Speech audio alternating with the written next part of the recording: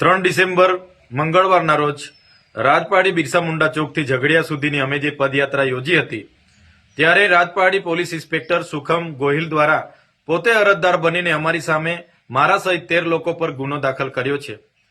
ત્યારે અમે પોલીસ વિભાગને કહેવા માંગીએ છીએ એ પદયાત્રા માટે 30 નવેમ્બરના રોજ અમે કલેક્ટર અને એસપીને જાણ કરી હતી અને પ્રાંત અધિકારીને પણ અમે પરવાનગી માંગી હતી। કોઈ પણ જાતના ચૂંટણી કે જાહેરનામા ન હોવા છતાં પોલીસ અધિકારીઓના નકારાત્મક અભિપ્રાયોના લીધે અમને પરવાનગી આપવામાં ન આવી હતી।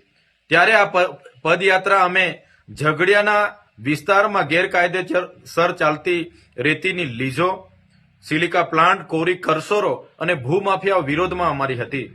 સારા રોડ રસ્તા બનાવવાની માંગ, આ વિસ્તારમાં યુવાનોને રોજગારી આપવાની માંગ અને જીએમડીસી માંથી દૂષિત પાણી જે નીકળે છે, જમીન સંપાદનો જે ગેરકાયદેસર થાય છે એના વિરોધમાં અમારી પદયાત્રા હતી।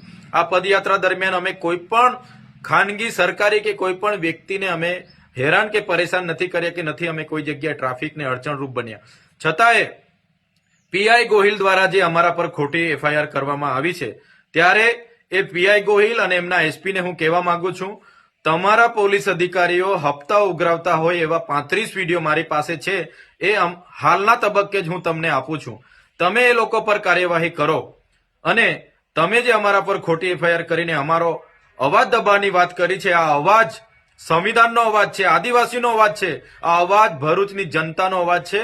એ તમારા જેવા અધિકારીઓથી દબાવવાનો નથી। તમારી જેલો મોટી કરી દેજો।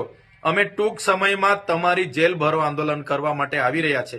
આજે પણ ત્યાં એક મહિલાને ટ્રકે કચડી નાખી છે, ત્યારે અઠવાડિયામાં 2 થી 3 યુવાનોને આવી રીતના કચડી નાખવામાં આવે છે। એની જવાબદારી કેમ પોલીસ અધિકારીઓ નથી લેતા, એની એફઆઈઆર કેમ નથી ફાડતા? ત્યારે અમે ભરૂચની જનતા સાથે છે। કોઈ પણ આવા ભૂમાફિયા હશે, ઓવરલોડ ટ્રકના માલિકો હશે કે જે પણ લોકો પોલીસ અધિકારીઓ હશે, અમે કોઈથી ડરવાવાળા નથી। આવનારા દિવસોમાં તમારી જેલો ભરવા માટે અમે આવી રહ્યા છે।